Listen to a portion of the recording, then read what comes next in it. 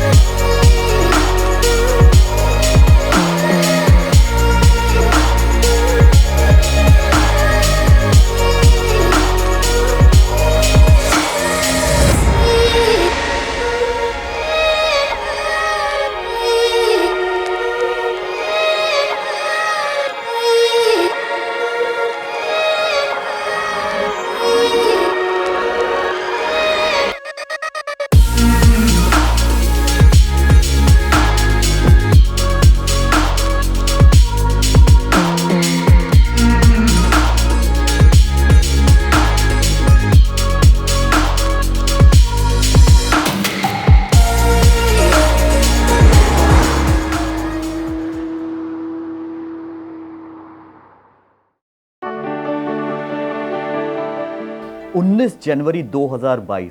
I remember the date exactly कि 19 जनवरी को ना मैं घर से निकला था साइकिल खरीदने। मेरे कुछ फ्रेंड्स ने साइकिल खरीदी थी और मेरे को भी देख के बड़ा ही जोश चढ़ा, भैया साइकिल लेना है। अब मैं जब 1-2 साइकिल वाले दुकान पे गया ना तो मुझे साइकिल का रेट पता चला कि भैया साइकिल आता है 1.5-2 लाख रुपए तक। अब मैंने सोचा यार 1.5-2 लाख रुपए की साइकिल लूंगा, मुझे श्योर नहीं हूं कि मैं कितना चलाऊंगा नहीं चलाऊंगा, और मैं थोड़ा सा कंफ्यूज था यार।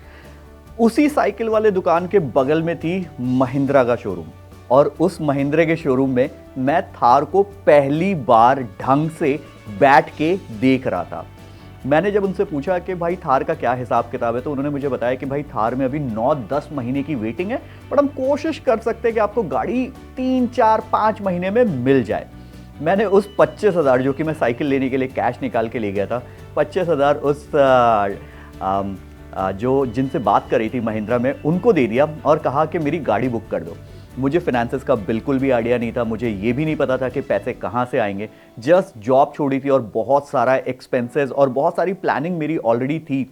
ये 18 लाख रुपए का जो डिसीजन मैंने इम्प्रॉम्प्टू लिया था ना, ये one of the most random decision of my life था कि मैं एक साइकिल लेने गया और थार उठा के लेके आया और 4 दिन के अंदर मैंने गाड़ी निकलवा ली। अब आप भी ये सोच रहे हो कि भाई अभी तो 9 महीने डिलीवरी टाइम था, अभी 4 दिन के अंदर गाड़ी मिल कैसे गई।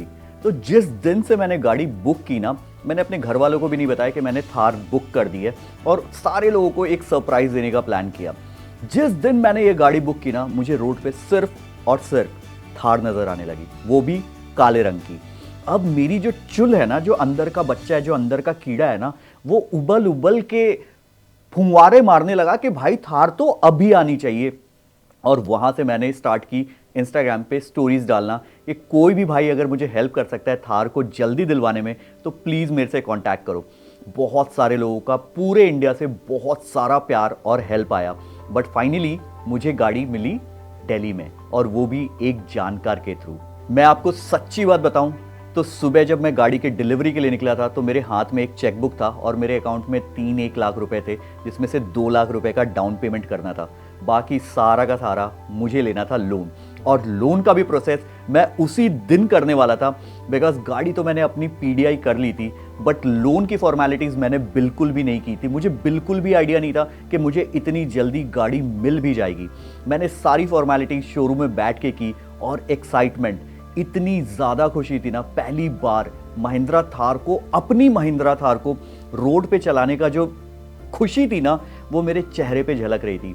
और यही सेम चीज़ मेरे फैमिली को भी अच्छी लगी बिकॉज मैंने बिना बताए घर के बाहर थार खड़ी कर दी।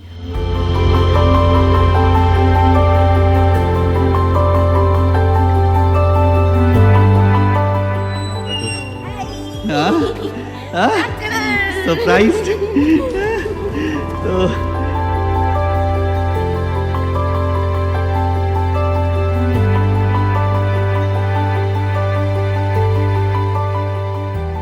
और उस दिन हमने थार की अच्छे तरीके से पूजा की और अगले दिन मैं निकल गया थार को मॉडिफाई करवाने। अब भाई थार ऐसी गाड़ी है ना जिसमें जितना भी मॉडिफिकेशन करा लो शायद कम है। ये गाड़ी आपको कभी मना नहीं करती कि मैं मॉडिफाई नहीं होंगी।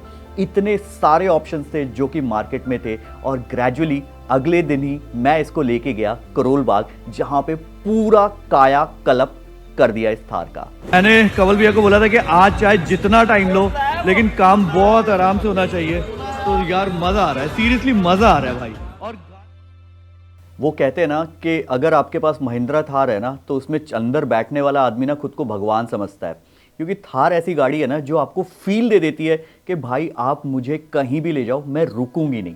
और एग्जैक्टली मेरे साथ भी वही हुआ। इसकी मॉडिफिकेशन कंप्लीट कराने के बाद मैं सबसे पहले इसको लेके गया हाईवे पे, जहाँ पे मुझे 70-80 के बाद ना ज़्यादा मज़ा नहीं आ रहा था। तो मैंने डिसाइड किया कि उस समय जनवरी का महीना था, इसको लेके जाएंगे स्नो में, और मैं सीधा लेके गया इसको चोपटा। और ये फाइनली फंसा चुका है गाड़ी। और देखा कि भाई 4x4 गाड़ी भी फंसती है, क्योंकि नेचर के आगे कुछ भी नहीं है। मैंने अपनी थार फंसा दी वहाँ पे स्नो में, और फिर रिकवरी के लिए मेरे पास सामान नहीं था, क्योंकि मैं कुछ भी प्रिपेयर्ड नहीं था। मुझे लगा था कि भाई कितना भी स्नो हो ये गाड़ी वहाँ से मुझे निकाल ले जाएगी। भाई थार को ना लास्ट टाइम एक जो सबसे लंबी ट्रिप की थी, जब मेरा फॉर्च्यूनर का एक्सीडेंट हुआ था, तो थार को लेके मैं चंद्रताल गया था। और जब मैं वहाँ से आया ना तो मुझे पता चला कि भाई थार का टायर मैं अकेले चेंज नहीं कर सकता, क्योंकि टायर मॉडिफाई होने के बाद ना, टायर चेंज होने के बाद जो टायर साइज़ उसमें था ना, वो अकेले पीछे बोनट से उतार के, क्योंकि उसका पीछे डिग्गी पे थार का टायर इंस्टॉल होता है, और उसको उतार के वापस टायर, जो पंचर टायर है, उसको वापस चढ़ा नहीं सकते अकेले। तो मैं ये चीज़ तो समझ गया था कि भाई इसका टायर अगर चेंज करना है तो हेल्प तो लेने की ज़रूरत पड़ेगी ही पड़ेगी। प्लस उसके आने के बाद ना मैंने इसके पूरे सस्पेंशन सिस्टम को चेंज कर दिया और इसमें एक अच्छा सस्पेंशन सिस्टम लगाया, ताकि मेरी ड्राइव्स हमेशा ही कंफर्टेबल रहे। थार लेने के 4-5 महीने बाद मेरे पास आ जाती है फॉर्च्यूनर, और फॉर्च्यूनर के ड्राइव के बाद ना मेरा थार के प्रति ना जो ड्राइव है, जो ऑफ रोडिंग वाला जो मेरा प्यार था, वो कहीं ना कहीं कम होता जा रहा था। बिकॉज फॉर्च्यूनर मुझे हाईवेज पे भी बहुत अच्छा कंफर्ट दे रही थी, प्लस ये ऑफ रोड केपेबल व्हीकल है, तो मुझे इसमें ज़्यादा मज़ा आने लगा था। और मेरा थार की तरफ ना थोड़ा प्यार कम होता जा रहा था। मेरे most of the trips Fortuner से होते थे, और थार को ले जाने के लिए ना मुझे एक बार सोचना पड़ता था कि यार अभी ना ऑफ रोड करने तो जा रहा हूँ, लेकिन जहाँ पे मुझे जाना है, अगर मुझे जैसलमेर जाना है, तो यार जो पहला 900 किलोमीटर जैसलमेर पहुँचने तक का टाइम है, उसमें मैं थार में उतना ज़्यादा शायद इन्जॉय नहीं कर पाऊँ, बशर्ते कि मैं फॉर्च्यूनर ले जाऊँ और पूरे हाईवे को भी इन्जॉय करूँ और ऑफ रोड भी इन्जॉय करूँ। तो मेरा वहाँ पर ना कहीं थार चलाने का थोड़ा कम मन करने लगा, इन स्पाइट ऑफ थार मेरे घर पे खड़ी रहती थी। बट अगर मेरे फॉर्च्यूनर को सर्विस सेंटर में रखना हुआ या फिर उस पर कुछ मॉडिफिकेशंस का काम हो रहा होता था, तब मैं थार बहुत चाव से चलाता था और मुझे फिर वही प्यार वापस से आ जाता था।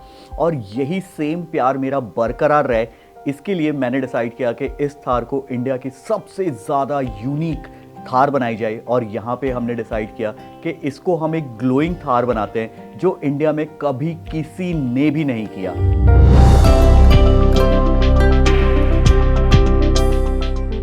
इस पूरे प्रोजेक्ट में हमारा काफ़ी ज़्यादा समय और एनर्जी गया, प्लस इस पूरे डिज़ाइन को हमने बारीकी से चेक करके एग्जीक्यूट किया, एंड हमारी थार 3 से 4 महीने बाद एक इंडिया की सबसे यूनिक थार, जो कि ग्लो करती थी रात में, वो बन के निकली, और वो सबसे ज़्यादा अलग लग रही थी।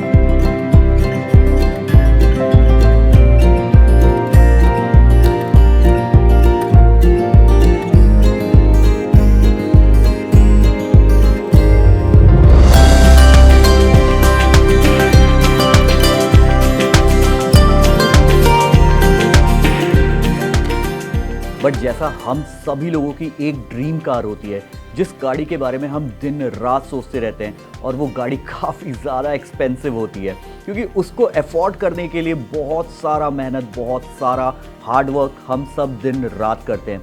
वैसी मेरी भी एक ड्रीम कार थी, और वो थी टोयोटा की लैंड क्रूज़र। अब लैंड क्रूज़र का प्राइस इतना ज़्यादा था कि मैं डेफिनेटली उसको एक बार में तो नहीं ले सकता था। इसके पीछे जाती है मेरी महीनों इनफैक्ट सालों की मेहनत और ग्रेजुअली मैं धीरे धीरे एक एक कदम करके उस ड्रीम को अचीव करने के लिए आगे बढ़ रहा था। अब कहने के लिए तो मेरे पास 5 गाड़ियाँ थी, बट आज भी मुझे एसयूवी टाइप की ऑफ रोडर गाड़ियों से सबसे ज़्यादा प्यार है और इसीलिए मुझे थार और फॉर्च्यूनर सबसे ज़्यादा चलाने में मज़ा आता था। अब मेरे पास एक स्पोर्ट्स कार भी है जो कि एक स्पोर्ट्स सेडान है, जो कि एक जो ट्रैक रेडी कार है वो है BMW M340i। बट आज भी मुझे अपनी थार और फॉर्च्यूनर को चलाने में M340i से ज़्यादा मज़ा आता था। तो ग्रेजुअली ये प्यार ना मुझे एक कदम और ले जा रहा था LC की तरफ, और यहाँ पे 5 गाड़ियाँ होने के साथ मैं इन गाड़ियों को ना प्रॉपरली ध्यान नहीं दे पा रहा था, इनको चला नहीं पा रहा था, इनको उतनी ट्रिप्स पे नहीं ले जा पा रहा था जितना कि मुझे ले जाना चाहिए था। आप में से बहुत सारी ऑडियंस हमारे साथ नई जुड़ी होंगी और उनको शायद नहीं पता होगा कि मेरा एक मेन यूट्यूब चैनल है जहाँ पे मैं ट्रैवलिंग एंड लाइफस्टाइल व्लॉग्स बनाता हूँ और मोस्टली मेरी गाड़ियों से ट्रैवल करके वहाँ पे वीडियोस अपलोड करता हूँ। और यही एक रीज़न है कि मेरी गाड़ियों से जितना मेरे को प्यार है ना, उतना मेरी ऑडियंस को भी प्यार है। तो मैंने जब फाइनली डिसाइड किया कि मुझे अपनी गाड़ी अपग्रेड करनी है और जिन गाड़ियों को मैं प्रॉपरली चला नहीं पा रहा हूँ उनको सेल करना है, तो मैंने एक इंस्टा स्टोरी डाली अपने इंस्टाग्राम के ऊपर, जहाँ पे मुझे लगा कि मेरी गाड़ी किसी ऑडियंस के पास, किसी सब्सक्राइबर के पास ही जानी चाहिए जिसको ऊपर से नीचे तक गाड़ी के बारे में सारी चीज़ें पता हो और उसको उस गाड़ी से उतना ही प्यार हो जितना मेरे को है। एंड जी एग्जैक्टली सेम चीज़ हुआ जिस दिन मैंने अपनी थार की स्टोरी डाली कि थार बेचना चाहता हूँ। एक अपने सब्सक्राइबर भाई हैं, उन्होंने कांटेक्ट किया, अगले दिन उन्होंने ऑफिशियल नंबर पे फ़ोन किया और वो थार अगले दिन ही सेल आउट हो गई। अब ये सारी चीज़ें तो मेरे साइड की स्टोरी है, बट जिन्होंने ये गाड़ी खरीदी आखिर उन्होंने इसी थार को क्यों सेलेक्ट किया वो जानना भी हमारे लिए बहुत ज़्यादा ज़रूरी है। तो उनकी स्टोरी सुनते हैं कि आखिर उन्होंने यही थार क्यों चूज़ किया। मेरा नाम ईशान है और कुछ दिन पहले की बात है, ज़्यादा दिन नहीं हुए, और हम लोग मैं और मेरी वाइफ हम लोग बैठे हुए थे। हम लोग एक मैसेज आया था महिंद्रा से और वो बोल रहे थे कि XUV 400 पे जो है 4 लाख का डिस्काउंट है प्लस कुछ एक्स्ट्रा। तो मैं तो यार हो गया था एक्साइटेड। हमें ज़रूरत तो नहीं थी नई गाड़ी की, 2 गाड़ी ऑलरेडी था हमारे पास, बट हम लोग मतलब मैं थोड़ा सा फिर ये सोचा कि भाई देखना चाहिए गाड़ी यार, थोड़ा फाइनेंस वगैरह भी हो जाएगा, एकजुट हो जाएगा, देखते हैं। मैंने कॉल किया था और उसके अगले दिन सुबह मुझे महिंद्रा से वापस फिर कॉल आया कि सर आप आके देख लीजिए, आपका मैंने 11 बजे जो है टाइम स्लॉट रिज़र्व कर लिया है। उस दिन ऐसे ही जस्ट तैयार होते हुए कुछ पता नहीं क्यों मैंने उस दिन इंस्टाग्राम देखा, और वैसे देखता नहीं हूँ जनरली, मैं यूट्यूब पे ज़्यादा विकास भाई को फॉलो करता हूँ, बट उस दिन जस्ट इंस्टाग्राम देखा और ये आया कि भाई अरे वो थार बेच रहे हैं और लगभग उसी प्राइस पॉइंट पे बेच रहे हैं जो कि मेरे दिमाग में था कि सब कुछ ले दे के मुझे एक नया गाड़ी अगर ख़रीदना होता तो उतने में ये हो जाएगा। तो मैंने सोचा कि कितना ही चांस है, चलो मैसेज डाल के देख लेते हैं यार। उनको फ़ोन वगैरह तो नहीं करना और फ़ोन नंबर कहीं से मिलने वाला है नहीं उनका, तो कहाँ ले दे के कहीं से स्टोर हुआ या किधर का एक फ़ोन नंबर जुगाड़ करके मैसेज किया। वो मेरे ख्याल में यहाँ पे या तो रितेश भाई ने या स्वाति मैम ने उठाया होगा, और लकीली मेरे को फिर मैसेज बैक कर दिया। तो अब क्या किया जाए, वाइफ से मैंने बात किया, बोला ऐसा है मैं पहले टोकन दे रहा हूँ फिर बाद में बात करेंगे, क्योंकि ये वो गाड़ी है जिस एक तो विकास भाई की पहली YouTube की गाड़ी है ये। उससे पहले उनके पास XUV 500 थी जब वो जॉब कर रहे थे। ये वो पहली गाड़ी है जो कि मतलब YouTube से उन्होंने ली थी और इसको लेके कहाँ कहाँ नहीं गए। इसमें स्पीति की मिट्टी लगी हुई है, लद्दाख की मिट्टी लगी हुई है, कहाँ कहाँ की मिट्टी लगी हुई है। तो एक इमोशनल कनेक्ट उनका भी है और उनके थ्रू जितने भी लोग उनको फॉलो करते हैं सबका है। तो ये गाड़ी मतलब एक जब देखा कि भाई ये बेच रहे हैं तो उसको ना प्रिजर्व करने के मन से रखा गया कि भाई ये गाड़ी मैं लेकर आऊँगा और उसको प्रिजर्व करूँगा, उसको चलाऊँगा अच्छे से। विकास भाई चला नहीं पा रहे, तो उनके पास तो पूरा भरा गराज है, तो इसको लाने का यही मकसद था कि इसको प्रिजर्व करेंगे। मैं हमेशा से अपनी थार को ना मैट और ग्लॉस का लुक देना चाहता था, और ये सेम चीज़ डिस्कस किया मैंने अपनी थार के नए ओनर से, और उनको भी ये आइडिया बहुत अच्छा लगा और हमने डिसाइड किया इस थार पे वन लास्ट टाइम काम करने।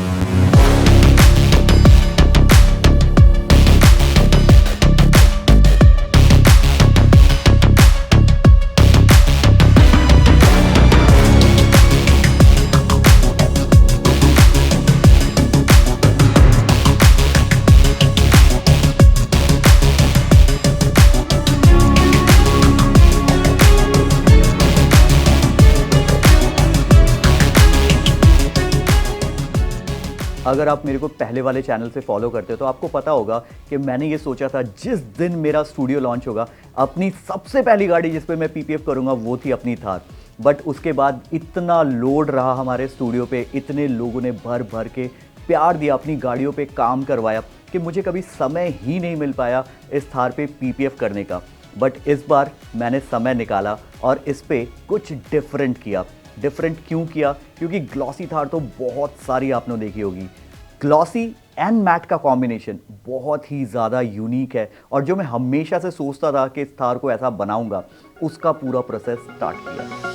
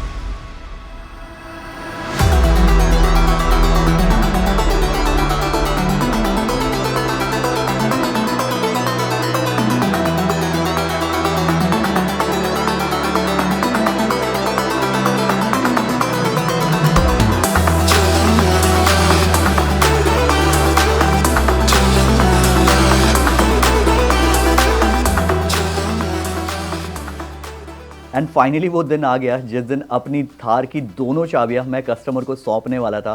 थार जा रही थी अपने नंबर प्लेट के साथ, सेम नंबर के साथ, और इन दोनों चाबियों को सौंपने से पहले हमें अनवील करना था थार का नया लुक, जो कि काफ़ी ज़्यादा क्रेजी होने वाला था और ये क्लाइंट को भी काफ़ी ज़्यादा पसंद आने वाला था।